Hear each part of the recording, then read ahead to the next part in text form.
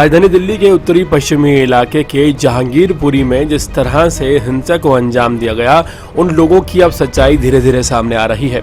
अंसार मोहम्मद की सच्चाई सामने आई है। अंसार मोहम्मद जो आम आदमी पार्टी का नेता है, वो दरअसल इस पूरी साजिश का मास्टरमाइंड कहा जा रहा है। जी हाँ, अंसार वही शख्स है जो बंगाल से आकर राजधानी दिल्ली में बसा था और महज 10 साल पहले जब अंसार राजधानी दिल्ली में आया था तो एक झोपड़ी में रहता था और 10 साल में ही अंसार के पास एक 5 मंजिला पूरी बिल्डिंग है, एक BMW कार है, कई महंगे स्मार्टफोन्स जिसमें आईफोन है वो हैं, शराब की महंगी बोतलें उसके घर से बरामद हुई हैं। और अगर गहने की बात की जाए, जेवरात की बात की जाए, तो आप उसे गले में ये सोने की मोटी मोटी चैनें और उसके हाथ में पहने ये मोटी मोटी सोने की अंगूठियां देख सकते हैं।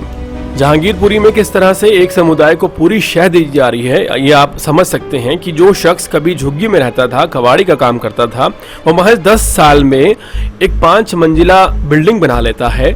साथ ही साथ वो शख्स जो है एक BMW कार ले लेता है और उसके साथ ही वो बेशुमार दौलत इकट्ठी कर लेता है। आखिर इतना पैसा कहां से आता है? ऐसी कौन सी लॉटरी लग जाती है कि बंगाल से आया हुआ एक शख्स महज 10 साल से एक कबाड़ी से, एक करोड़पति से अचानक करोड़पति हो जाता है। उसके बाद पैसे के दम पर आम आदमी पार्टी ज्वाइन भी कर लेता है और आम आदमी पार्टी का नेता भी होता है। लेकिन जो असल सच्चाई है वो 16 अप्रैल को ही हिंसा में नजर आती है कि आखिर सच्चाई है क्या।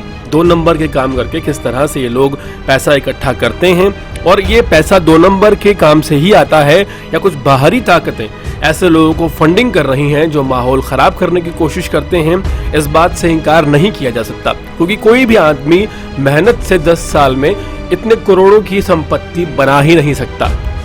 आपको बता दें कि राजधानी दिल्ली के उत्तर पश्चिमी जिले जहांगीरपुरी में जिस तरह की घटना सामने आई, उस घटना में मुख्य आरोपी अंसार मोहम्मद को माना जा रहा है। अंसार की गिरफ्तारी हो चुकी है और उसके बाद धीरे धीरे परतें खुल रही हैं कि किस तरह से 2 नंबर के काम करके ये लोग बहुत ज़्यादा उन्नति कर लेते हैं और उसके बाद जो आम है, जो पहले से दिल्ली के कई इलाकों में रह रहा है, उनके ऊपर जुल्म करना शुरू कर देते हैं और धीरे धीरे ये बातें हिंसा में तब्दील हो जाती हैं।